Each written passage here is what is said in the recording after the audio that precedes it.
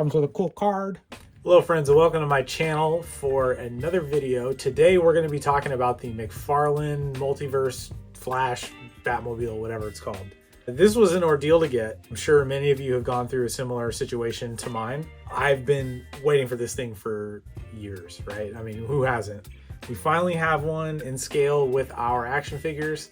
I'm beyond excited. I've been dying to talk to you all about this. So let's get in front of the camera and talk about it. Now, for those of you who are new to the channel and haven't seen my stuff before, this is the sort of main centerpiece of my display. I've done a collection tour video before, and I'll be doing another one soon here. This is a tumbler that I sort of kit bash slash scratch built. It's made from an old tumbler shaped play set. You see the windows fell out. I gotta glue them back in, but I have got pretty much every Batmobile that we all care about, I guess. And you know, along with other vehicles that I've customized. So this big old spot right here has been waiting for an '89 Batmobile for a long time. I just wanted to give you an idea of how much I've been anticipating this thing and how much I've wanted one in my collection to go with these other Batmobiles. All right, so this isn't going to be as much of a review per se. It's just kind of my general thoughts on it. I figure, you know, you've already seen, I mean, God, there's probably a couple dozen reviews on this thing already on YouTube, at least. So I'm not going to be telling you anything you don't already know. But I do want to get into the stuff that is more specific to the kind of thing I talk about on this channel, which is the scale of it, what figures it goes with, you know, what's accurate, what's not. I do plan to customize the hell out of this thing, so we're going to talk about some of that, as well as compare it to another Batmobile in a different scale, just to kind of get an idea for the general silhouette of this thing. Now, to start off, I want to tell you a little bit about how I ended up with one of these. I had an Amazon pre-order like many of us, and it was canceled. A friend of mine talked to an Amazon rep via their chat feature and was told that they were not sent enough stock to satisfy the orders that they had, and so their system was just automatically canceling them, which is why we didn't end up having ours delayed or whatever, which was often what happens on Amazon. So that sounds like McFarlane Toys screwed that up. You know, like Todd McFarlane, much love to the guy, he seems like a bit of an egomaniac, and people like him running a company, you know, you get and this is just my personal speculation. I'm not trying to say this is fact or anything, so take this all with a grain of salt. But in my experience, when you have a setup like that, you have people who are dedicated to something like making toys, right? They love it. They grew up having McFarlane toys. Now they work for this guy who probably shoots down a lot of good ideas because they weren't his, and doesn't listen when they say, dude, we got to make more of these. We don't have enough to satisfy demand, whatever. Again, that's just my personal speculation, but I feel like that's probably what happened here. And I'm saying that because I feel like we always talk about McFarlane Toys as the singular Todd, as if Todd is the one behind all this. And while the buck stops with him, and I'm sure he's the last line of decision-making for the whole company, you have to take into account that he's not sculpting these things. He's not handling a lot of the day-to-day stuff, I'm sure. That's people who are probably very frustrated with their jobs because they're trying to do it right. They're not being listened to and heard. So I want to shout those people out. I don't know any of their names. I don't know who they are. I've never met them, but I've been them and I've known people in their situation. And so that's just a quick shout out to them from me. So being that my order was canceled, I started scrambling to try to find one of these because I've, as I mentioned, been waiting for one of these as long as I can remember, pretty much. As I've been filling out my collection with, you know, iconic vehicles and the characters that go with them, I've been like trying to figure out how I can make one of these. This is before McFarlane announced they were doing one. I was literally going to try to scratch build one or augment one of those existing Spin Master ones to try to make it into this thing. And so when this was leaked that this was coming out, I was ecstatic, as were many of you, I'm sure. And when my order was canceled by Amazon, it was an absolute gut punch. And I was like, who knows when there'll be enough to satisfy orders. Now, there's a very long story of how I ended up acquiring one of these. It involves a couple of scalped ones purchased. I canceled one because the seller was taking too long, and I was able to secure one on GameStop's website. I was unsure if that one would actually go through, though, if it would get canceled, because I heard that was happening to some people. Lo and behold, one of my best friends calls me, said one of our other best friends had one in hand for me if I wanted it at the local Target, where I had searched and they couldn't find the one they had in stock in the back for me. So I have one now. I've got a scalped one that I grossly overpaid for coming tomorrow.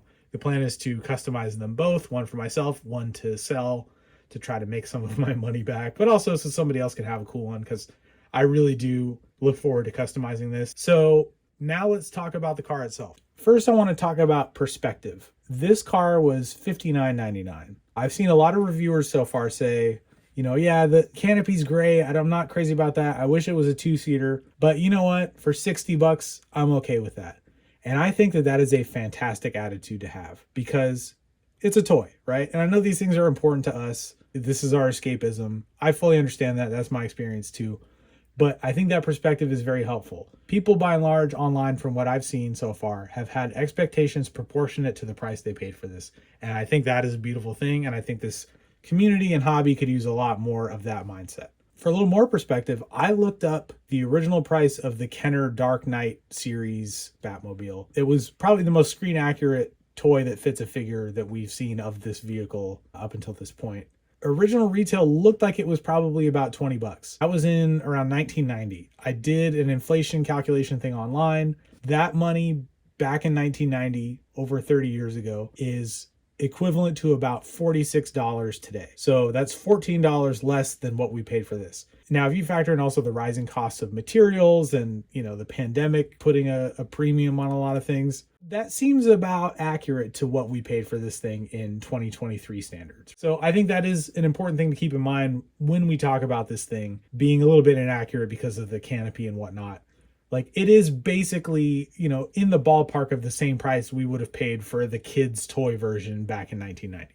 Quick note here, because I did want to acknowledge that the Kenner version did have like accessories, the machine guns, the turbine missile, etc. However, it was also probably closer to like a 1/16 scale. While it had those extra things, it was much smaller, and the McFarlane one is pretty large. So we are getting a good like 40% more plastic in this one. Now, you've all seen this pops open. Comes with a cool card. The canopy is not correct. We all know that. We all know that it's gray. Contrary to what I've heard people say, I do find it to be pretty noticeable to the naked eye, albeit not as bright of a contrast than it is when you see it on people's videos. But I do want to talk about the profile of it, because I think we've all realized that this thing is way taller than the screen accurate version. And one of the things I love about this car is that it looks like a mean pair of eyes scowling at you as it comes down the road. And with these big old windows, it looks like Disney's Cars or something, right? Like some big old eyes right here. One of the main things I plan to do is to try to fix the height of the canopy. I have an idea of how it's going to happen, but I won't really know until I start messing with it. But just to talk about that a little bit, I want to compare it to this Jada Toys 1/24 scale. You can see the difference in the height of the canopy. We put these at a similar angle, right? So this is a much lower profile than this one. So, you know, it's probably 40% taller on this guy. I would like to correct that. Now, I've really been studying this Batmobile over the last week or two, because I've been mentally preparing for what I want to do to this one once I got it in hand. I personally really like the look of the Hot Toys version, where this is silver in here and these are silver. These are like a, you know, more of a metallic silvery look than they are black, right? Now, the original Batmobile, from what I could tell on screen, having watched the movie recently and watched a documentary on it, these wheels were black with a silver Bat logo on them. And then this was all black. So Hot Toys is inaccurate in terms of the paint apps. This turbine nose bit here is supposed to be kind of a gunmetal color. That is also represented on this Jada Toys one, which I think you can probably make out there. So that part is correct.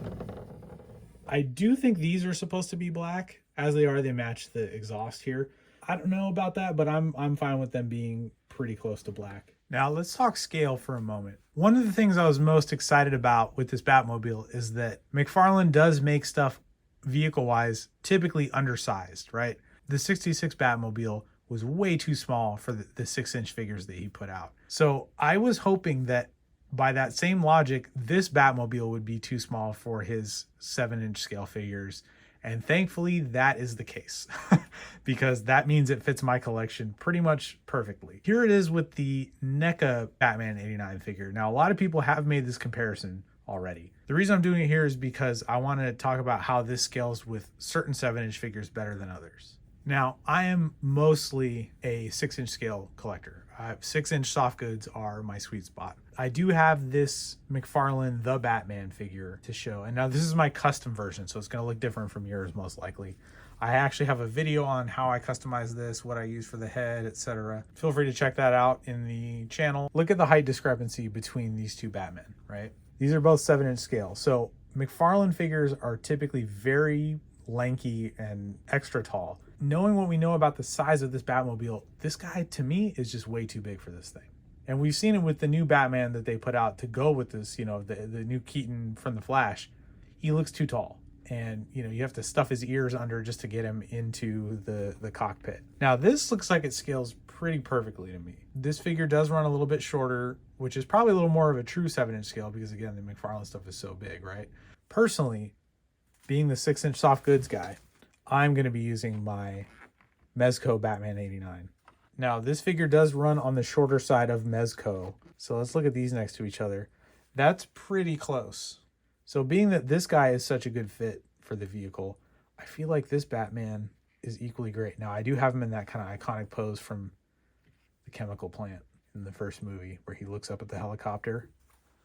So this is the combination I'm going to be going with, and I couldn't be happier to have this option now. It's funny, now that I'm so steeped in customizing figures and vehicles, like I kind of want to have to put a little bit of work into them, like, because it makes it more fun for me that way. So this being, you know, in need of some customization is like perfect for me. So I'm very hyped on that.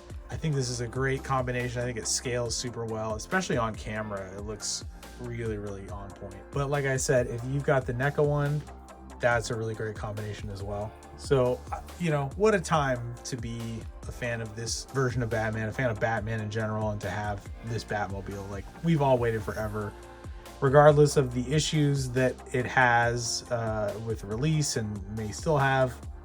I'm super grateful that it's here, and I'm grateful to the folks who had a hand in making it and getting it out. I can't wait to customize this. That's going to be coming up next on the channel. I'm dying to get to this weekend, so definitely going to be putting some hours in on this.